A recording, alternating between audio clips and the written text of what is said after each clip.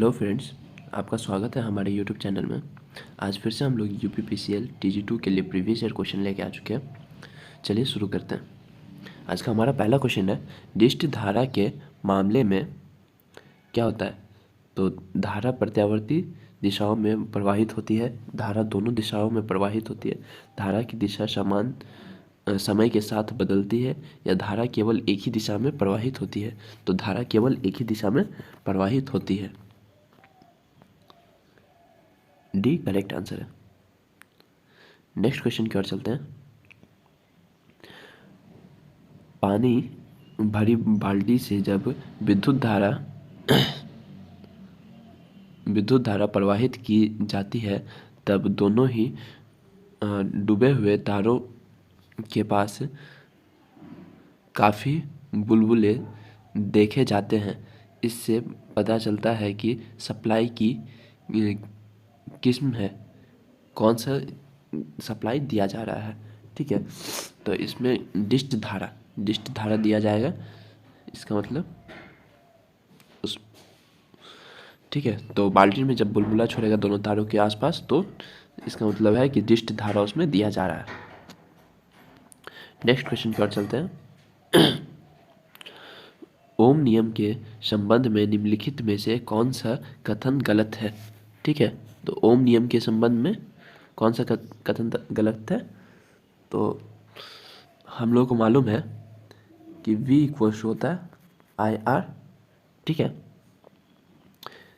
फिर I बराबर होता है V/R। ठीक है, या फिर R बराबर होता है V/I। ठीक है, इस तीनों के अलावा जो भी होगा वो गलत होगा। विभव अंतर बराबर धारा प्रतिरोध, ये सही है। ठीक है, विभव अंतर बट्टा धारा बराबर आपको हो जाएगा नियतांक मतलब रेसिस्टेंस। ठीक है, और धारा बट्टा विभव अंतर बराबर नियतांक, ये भी सही है। तो इट मीन डी धारा बराबर करंट बराबर जो है प्रतिरोध गुना विभव अंतर, ये गलत है। ठीक है, तो इसमें से पूछ रहा है कि कौन सा गलत है, तो डी हमारा गलत है। ठीक है, इसलिए डी करेक्ट आंसर हो जाएगा। हमारा नेक्स्ट क्वेश्चन है, ओम के नियम के अनुसार परिपथ धारा डैश के व्युत्क्रमानुपाती होता है। ठीक है, तो परिपथ धारा किसके व्युत्क्रमानुपाती होता है, तो प्रतिरोध की मात्रा। ठीक है, प्रतिरोध की मात्रा के व्युत्क्रमानुपाती होता है परिपथ धारा। ठीक है, एक करेक्ट आंसर है। नेक्स्ट क्वेश्चन की ओर चलते हैं। ओम के नियम के अनुसार निम्नलिखित में से कौन सा विकल्प सही है। ठीक है, तो ओम के नियम के अनुसार कौन सा विकल्प सही है, तो V इक्वल्स टू होता है IR। ये सही हमारा विकल्प है, C correct answer. Next question की ओर चलते हैं। परिपथ AC हो या DC, किस इलेक्ट्रॉनिक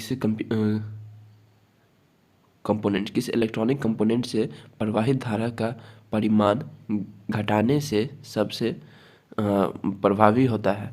ठीक है, तो क्या होगा, प्रतिरोध।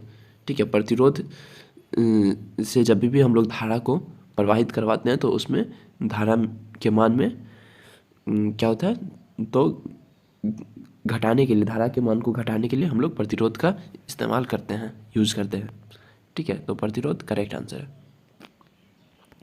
नेक्स्ट क्वेश्चन की ओर। किसी पदार्थ के 1 सेंटीमीटर की लंबाई तथा 1 सेंटीमीटर स्क्वायर अनुभाग क्षेत्रफल के प्रतिरोध को डैश कहा जाता है। ठीक है, तो क्या कहा जाएगा, विशिष्ट प्रतिरोध।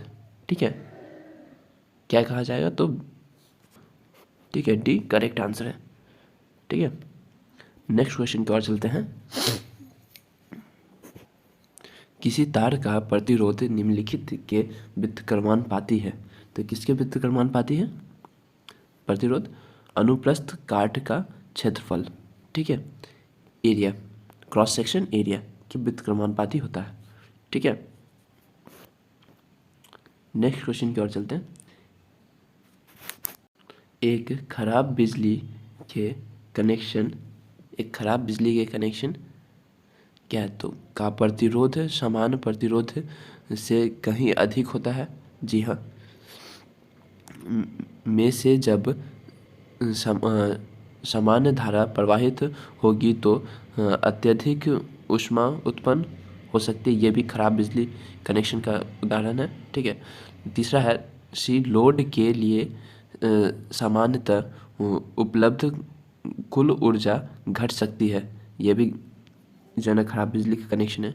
तो इनमें से सभी, ठीक है, इससे सभी डी करेक्ट आंसर है हमारा। ठीक है।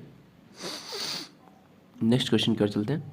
एक बंद विद्युत परिपथ में एक IR का बीजगणितीय संकेत मुख्य रूप से डैश पर निर्भर करता है। तो IR बीजगणितीय संकेत से मुख्य रूप से किस पर निर्भर करता है? धारा के प्रवाह की दिशा पे। ठीक है, धारा के प्रवाह की दिशा पर निर्भर करता है। एक करेक्ट आंसर है। आज के सेट को यहीं पे ख़त्म करते हैं। ठीक है, आशा है कि आप लोगों को अच्छे से समझ में आया होगा। कल फिर से हम लोग एक नए सेट को लेके